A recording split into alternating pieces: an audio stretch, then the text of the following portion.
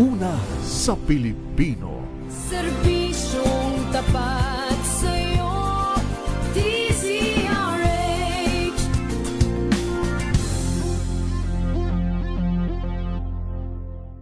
We've got you covered. From the hottest hits, exclusive interviews, kilig to the bones fan meet experience, and hataw performances of your favorite stars. Saturdays, 12 noon, dito lang sa DZRH TV.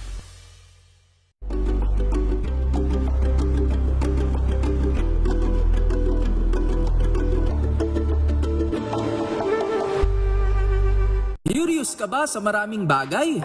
Kami na ang bahala dyan. Aalamin, tutuklasin at bibigyang linaw namin ang mga katanungang bumabagabag sa inyong isipan. Sa programa kung saan ang bawat sagot ay galing lamang sa mga eksperto. Ang Expert's Opinion, tuwing linggo alas 3 ng hapon, dito lang sa DZRH TV. Samahan niyo po ako hanggang 7:30 ng gabi. DZRH Usapang Liga. Magandang gabi Pilipinas, Metro and Mega Manila, nas extension sa DZRH at RHT. Naray Simayan At Kisses Hubson. para sa DZRH, una sa Pilipinas. Una sa Pilipino. Kung good vibes ang hanap mo, dito ka na sa sigurado. Mula sa mga istoryang nagbibigay ng inspirasyon hanggang sa mga kwentong may dalang solusyon. Mga balitang pampagaan ang pakiramdam at pampaganda ng araw. Hindi lang ba sa good news, kundi the better news. Mula Lunes hanggang Biyernes, 1:00 ng tanghali sa DZRH TV.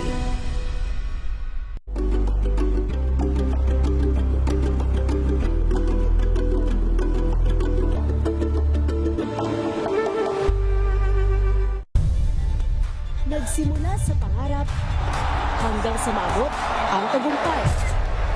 Iba't ibang kwento, iba't ibang mukha ng atletang Pilipino. Mas pinatindi, mas pinalakas, at mas pinaaksyon sa Match Point tuwing Sabado, 12:30 ng tanghali sa DZRH TV.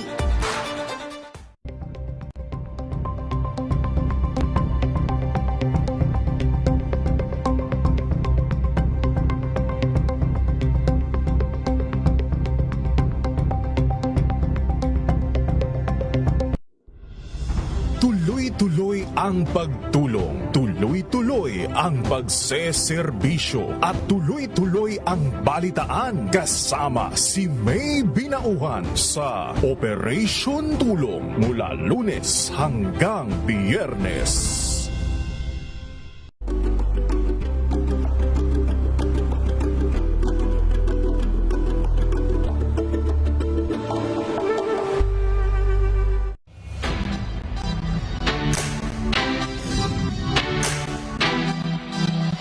Por dos.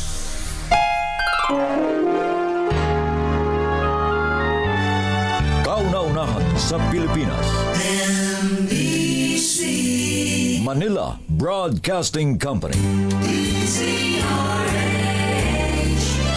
DZRH. Member, kapisanan ng mga broadcaster ng Pilipinas. Member KBP, oras! Eksakto en punto. 6:04. Balitang makatotohanan, balitang maaasahan. ACS Balita. Walang makakaligtas, walang makakalampas. San mang sulok ng kapuluan, Luzon, Visayas hanggang Kamindanawan. Basta't may balita, ipagwagwagan ng sikat na tagapagbalita. ACS Balita. Kasama ang 2x2 tandem Anthony Taberna at Jerry Baha. ACS Balita. Ang programang ito ay hatid sa inyo ng ACS Manufacturing Corporation, ISO Certified, maker of world-class quality Pride detergent. Araw ng Huwebes, 18 ng Hunyo 2026. Nardo na po ang ulo ng ating ACS Balita. Malakihang bawas sa presyo ng petrolyo, kasado na sa susunod na linggo. University of the Philippines sa tapat pang universidad pasok sa QS World Rankings. Senate President Sherwin Gatchalian nagpasalamat kina Senators Joel Villanueva at Chis Escudero sa ipinakitang statesmanship na nagresulta para matapos ang deadlock sa Senado. Pangulong Bongbong Marcos at Russian President Vladimir Putin nagkaroon na ng bilateral meeting, seguridad sa pagkain at kooperasyon sa enerhiya at inalakay. Si IDG nanindigan na hindi aksidente ang pagkamatay ng dalawang student athletes ng Ateneo. At dump truck na sumalpok sa pick-up truck nahulog sa bangin. 6 ang patay, mahigit 10 ang sugatan sa Pangasinan. Magandang umaga Luzon, Visayas, Mindanao. Good morning Philippines! Hello world! Sa pangalan po ni Anthony Taberna. Ito po si Jerry Baha. At ito ang ACS Balita. sa detalye ng ating mga balita. Ito talaga ang super ACS Good News. Super good news! Bumaba na sa $79 ang halaga ng kada bariles ng langis sa pandaigdigang merkado. Ito'y sa harap ng inaasahang muling pagbubukas ng Strait of Hormuz kasunod ng anunsyong nagkasundo na ang Amerika at ang Iran na tuldukan na ang kanilang bangayan. Ang halaga ng kada bariles ng Brent North Sea crude ay nagkakahalaga ngayon ng $78.96, mas bababa ng 5.1% kaysa sa nakalipas na presyuhan. Samantala, nasa 5.8% naman ang ibinaba ng presyo ng West Texas Intermediate na nasa 76.05 per barrel. Dahil dito, kasado na ang malakiang rollback sa presyo ng langis sa susunod na linggo. Batay sa pagtaya ng Department of Energy, posibleng bumaba ng 8.50 ang presyo ng diesel habang maaring bumaba naman ng 4.50 ang kada litro ng gasolina.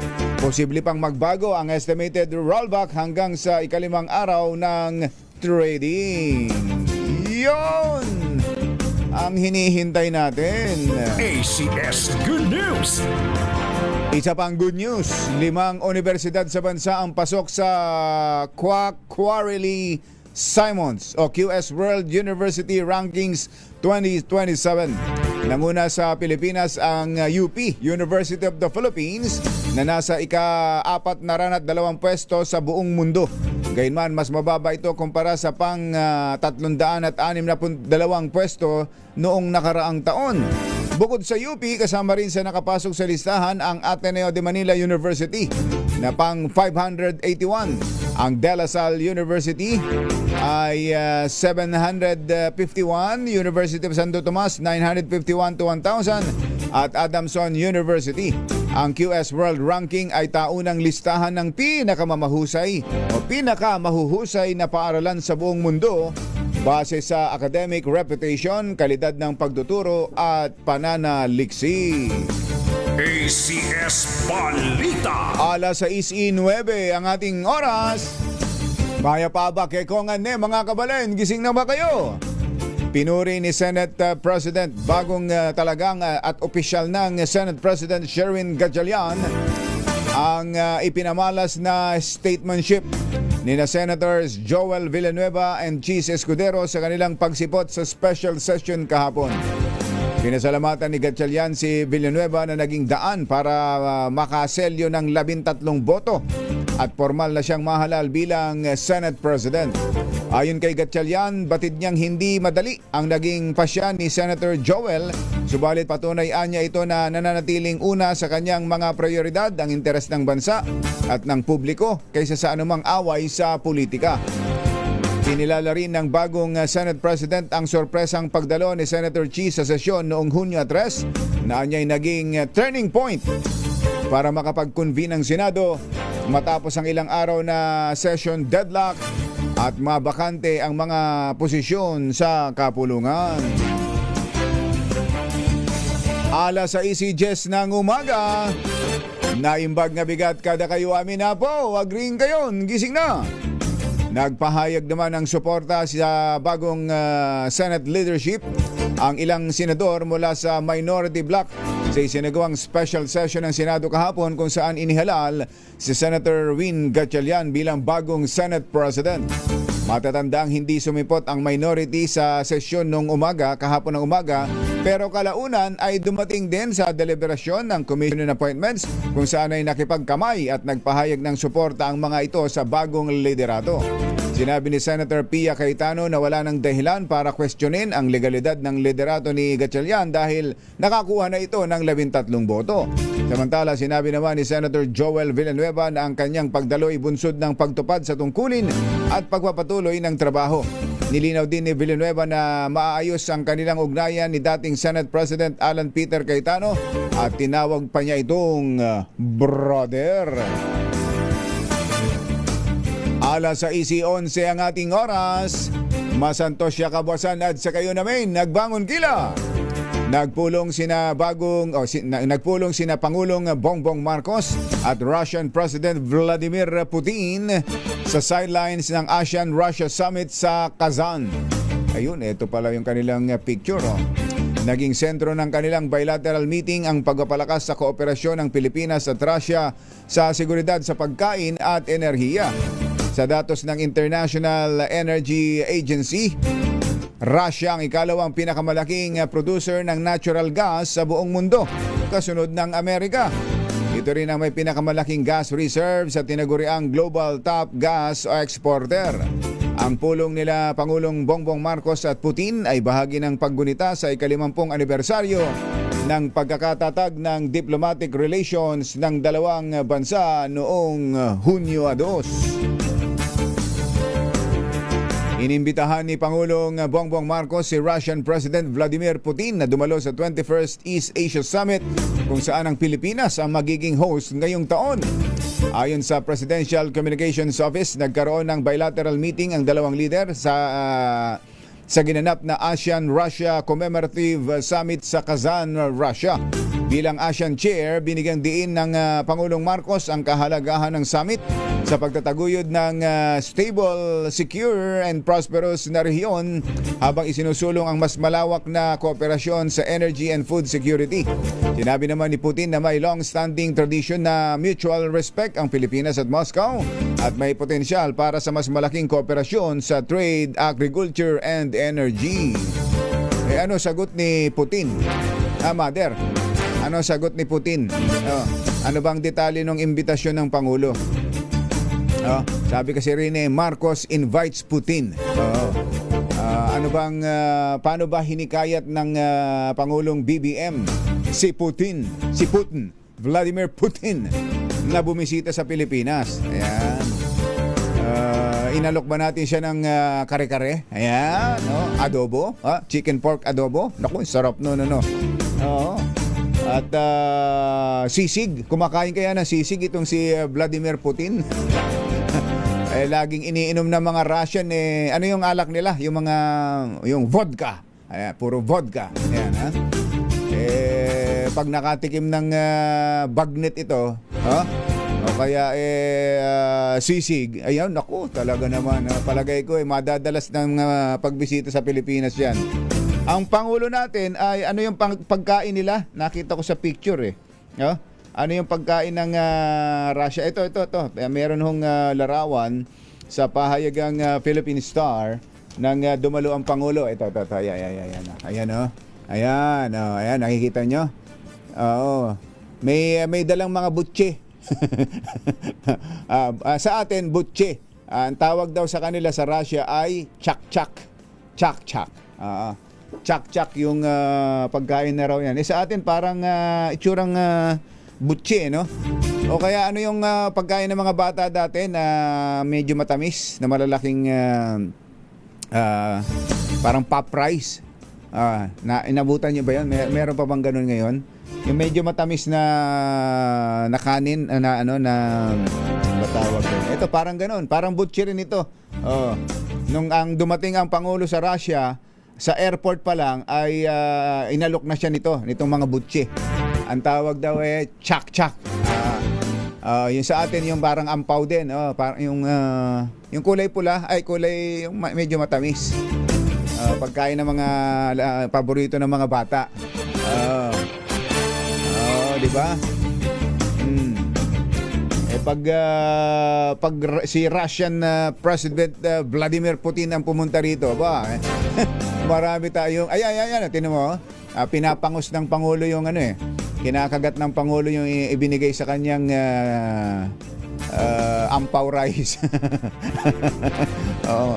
Mukhang masarap din, Oo, habang kausap tuloy ng ibang tao, nguya ng nguya ang Pangulo.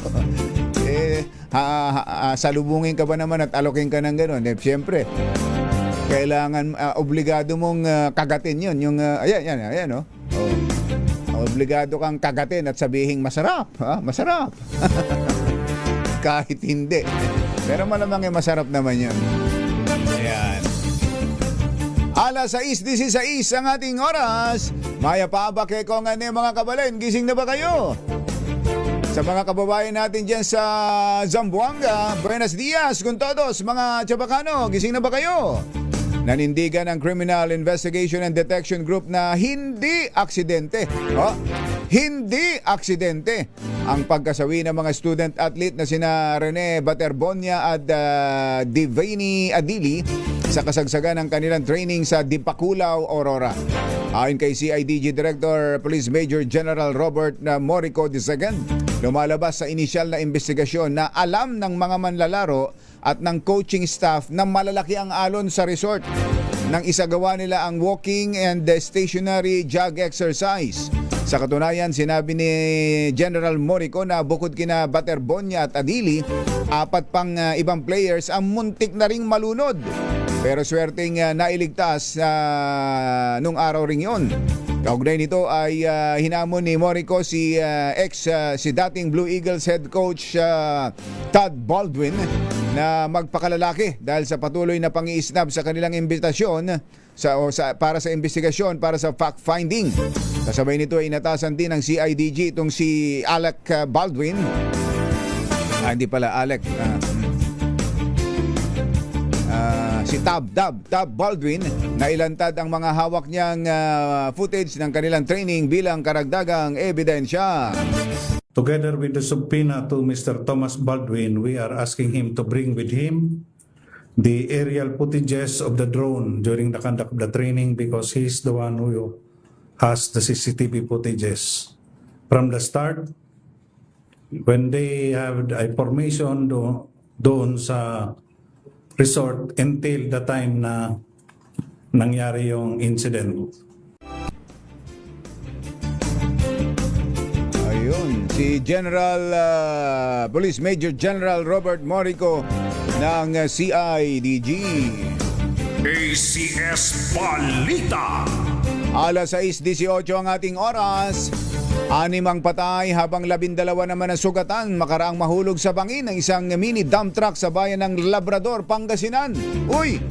Tingnan mo nga naman sa Labrador, General West Raimundo Binque, dyan sa bayan mo. Sa ulat ng pulisya, nawala ng kontrol ang driver ng dump truck na may lulang 25 katao dahilan para masalpok nito ang isang pickup truck na may sakay na 12 pasahero. Mariusip. Bago tuluyang mahulog sa bangin. May bangin pala dyan, General Wendy. Isinugod pa sa ospital ang mga biktima, ngunit idineklara ring dead on arrivals dahil sa tindi ng tinamong injuries. Napag-alaman na ang mga nasawing biktima ay mga tauhan ng Human Construction Engineering Group at kasalukuyan nagtatrabaho sa isang tinatayong solar farm sa naturang lugar. Ayun. So ito ay dump truck na may lulang 25 katao at isang pick-up truck na 12 naman ang sakay. Sus Mariosep, napakarami sakay doon pa lang may problema na nauwi lalo sa trahedya. 6:20 ang ating oras. Nagbabaga pa rin ang mga balita dito sa ACS Balita. ACS Balita. This time check is brought to you by Tinesting, sinuri, siniyasan. Ang resulta? Super effective ang Shield sa pagpatay ng bakterya at virus. Shield Antibacterial Soap. Believe ang mga eksperto sa Philippine Nurses Association. At si Mami. Tiwala ako sa Shield.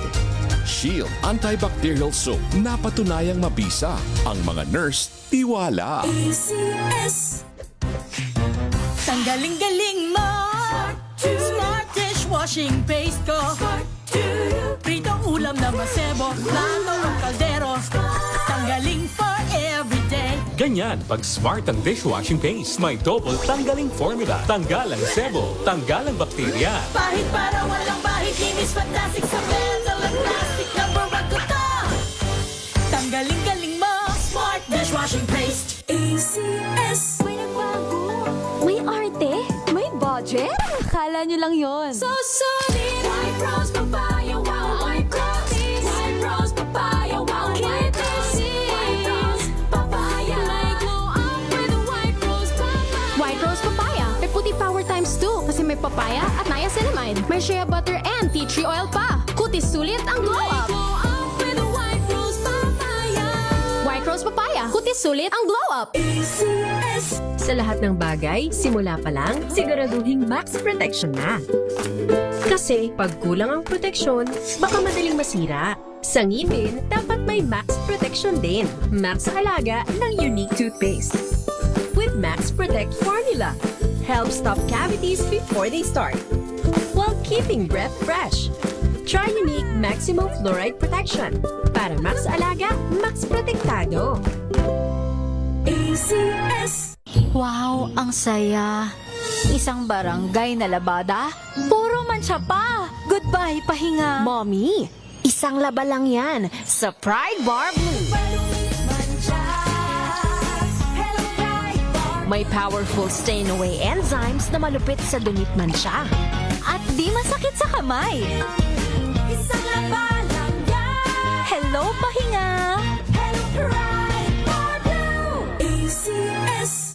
Jiggy Manikad po. Bilang isang broadcaster, mahalaga sa akin ang tamang impormasyon sa lahat ng bagay, kahit sa kape, mapanuri ako. Kaya dito ako susubukan ng MX3 Coffee. Ito'y low acid, cholesterol free, at may vitamin C plus calcium. Sigurado ako sa MX3 Coffee. Dito ako bilib.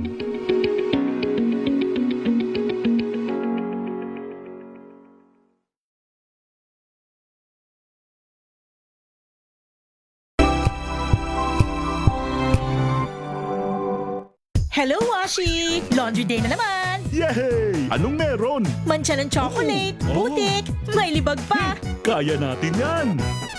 With Pride Washing Machine Detergent, may triple stain-away formula. Tanggal ang makapit, madikit, at madupit na dumit mancha. Kaya easy-easy ang labada. Mula noon hanggang ngayon. All you need is pride. All you need is pride. ACS. Sa kabila ng paghinto ng dairy animal importation sa nakaraang 3 taon, patuloy na tumataas ang domestic milk production ng Pilipinas. Ayon sa Department of Agriculture, ito'y patunay lamang ng mga epektibong dairy development programs ng pamahalaan para sa inaasam na 5% milk sufficiency sa taong 2028. Ngayong Sabado, tutukan ang iba't ibang hakbang ng gobyerno para pataasin ang milk production ng bansa, pati na rin ang mga suportang ibinibigay sa dairy farmers. Dito lang yan sa Masagana Pinas sa DZRH. Ngayong Sabado, June 13, alas 10:30 hanggang alas 11:30 ng umaga. Tayo na sa Masaganang Pinas. maagang balitaan, maagang usapan sa mga issue at balita. Kasama si Kuya Angelo Palmones sa Magandang Umaga Pilipinas. Mula Lunes hanggang Biyernes.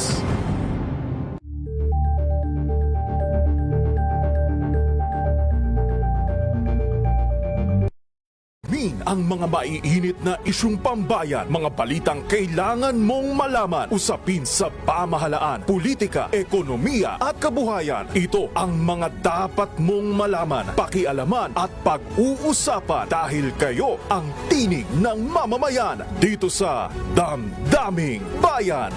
Live sa DZRH Radio, DZRH TV at DZRH Digital. Kasama sina Lakay, Deo Makalma at Elaine Apit. Araw-araw, Lunes hanggang Biyernes. Damdaming Bayan.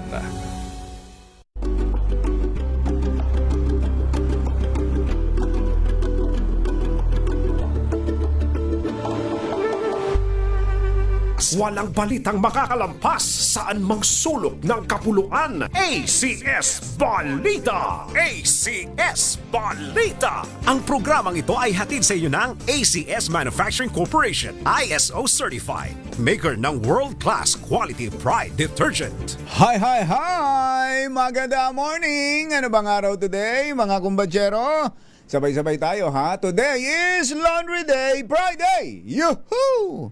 At pag Laundry Day, all you need is Pride Washing Machine Detergent. May triple stain away formula kaya tanggalang makapit, madikit, malupit na dumit mancha kaya easy ang labada. Kaya pala mula noon hanggang ngayon, all you need is Pride. All you need is Pride. ACS. Kasama ang 2x2 tandem Anthony Taberna at Jerry Baja. ACS Balita. Alas 6:27 ang ating oras. Tuloy ang ACS Balita. Halos 88% daw po ng 6.7 trillion national budget ngayong taon ang na-disburse na ng pamahalaan. Mas mabagal ito kaysa sa 90.4% na disbursement rate na naitala sa parehong panahon noong 2025. Sa status of allotment release ng Department of Budget and Management, nasa 5.95 trillion na ang kabuang pondong na-release ng gobyerno sa unang 5 buwan ng 2026. Saklaw nito ang para sa government agency at budget items kabilang ang executive departments, special purpose funds at automatic appropriations. Samantala nasa 835 billion naman ang unreleased allotment sa lalim ng pambansang pondo ngayong taon. Kaya alam, may mga nagre-reklamo pa rin. Ngayon lang, ngayong umaga lang. May natanggap akong text na hindi pa raw nababayaran ng ilang mga contractors na wala namang problema. Contractors na hindi naman na-involve sa flood control pero wala pa raw na-i-release. Lalo na dyan sa DPWH Bulacan First Engineering District. Siguro hirap na hirap ang pag-release dyan dahil yan ang naging epicenter. Yan ang naging epicenter kasi ng flood control anomaly. Kaya parang siguro yung mga taga DPWH, taga DBM, parang takot na mag-release ng pondo dyan sa lugar na yon. Ganon siguro nangyayari dyan. Kaya lang, kawawa naman yung mga lehitimong contractors. Yung walang problema, yung na talagang gumagawa ng kanilang trabaho o proyekto ng maayos. Kawawa lalo yung mga empleyado ng mga construction companies na yan na hindi napapasweldo dahil sa hindi na ibibigay ang pondo. Alas 6:29 ang ating oras. Kuha nga tayo ng update sa pagbisita ng Pangulo sa Russia. May update ang ating Malacanang reporter na si RH14, Let Narciso. Let, magandang morning, Let! Magandang morning ka, Jerry. Kapwa sinang-ayunan ni na Pangulong Ferdinand Marcos Jr. at President Vladimir Putin na malaki pa ang potensyal ng kooperasyon sa pagitan ng Pilipinas at Russia. Kaya naman sa kanilang bilateral meeting ay nagkasundo ang dalawang leader na mas palakasin ang pagtutulungan sa kalakalan, enerhiya at seguridad sa pagkain. Binigyan din ni Pangulong Marcos na mahalagang magkaroon ng regular na konsultasyon ang Pilipinas at Russia para patuloy na matukoy ang mga sektor na dapat palakasin ang kooperasyon. Pakinggan natin yung bahagi ng pahayag o ng opening statement ni Pangulong Marcos sa kanilang bilateral. As you have mentioned, Your Excellency, there are many potential areas that I think we should, that's still open to explore. And I think that the present level of trade, although it is steady, I think that there is a great deal more that we can do. Maging si President Putin ay naniniwala na marami pang pwedeng gawin para mapalawak ang kalakalan ng Pilipinas at Russia, lalo na sa mga produktong agrikultural at energy sources. Ito'y lalo't mayroon ng umiiral na cooperation mechanism ang Pilipinas at Russia, gaya ng Joint Russia-Philippines Commission on Trade and Economic Cooperation na maaaring magsilbing daan para higit pang mapalawak ang ugnayang pang-ekonomiya ng dalawang bansa. Binalikan din ng Russian leader ang pagbisita ni dating Pangulong Ferdinand Marcos Sr. sa Moscow noong 1976 na naging daan sa pagtatatag ng diplomatic relations ng Pilipinas. Oh. Led, ba't hindi ka ba sumama sa Russia? Kasi mabilis lang kasi yung biyahe ng presidente. Ano naman ngayon? Ano naman ngayon kung mabilis? Ayaw ng opisina na napapagod ako sa ganun pala. Ganun pala. Kaya hanggang kailan ba doon ang Pangulo? Hanggang ngayong araw lang. Pauwi na rin. Pauwi na rin pala. 'Di ba pagdating niya doon, ang unang schedule niya ay bilateral meeting na kaagad kay President Putin. Tapos mayroon silang gala dinner kagabi at ngayong araw yung 35th ASEAN-Russia Commemorative Summit. At pagkatapos noon, mayroong business meeting, ganyan.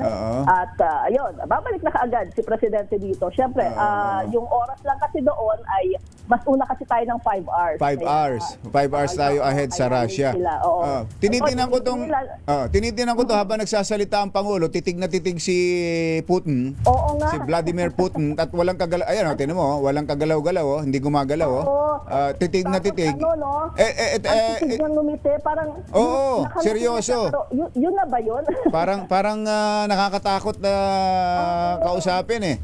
Pero ito ba nagsasalita ba ng English yang si Putin? Pina-translate yung kanyang pina-translate yung kanyang statement. Yung kanyang sinasabi. So pag nagsalita siya, yung pag-welcome ganyan. Ganun lang. Siguro naman nabanggit kanina sa item natin na inimbita ng Pangulo si Putin. Ano ba may info ba kung may positive response ba sa imbitasyon natin? Wala pang agarang sagot. Wala agarang sagot. Baka nabigla mahirap yung bigla-biglang iimbitahan mong ganun eh. Kasi pagdating pala ng Pangulo, sasagutin mo kagad.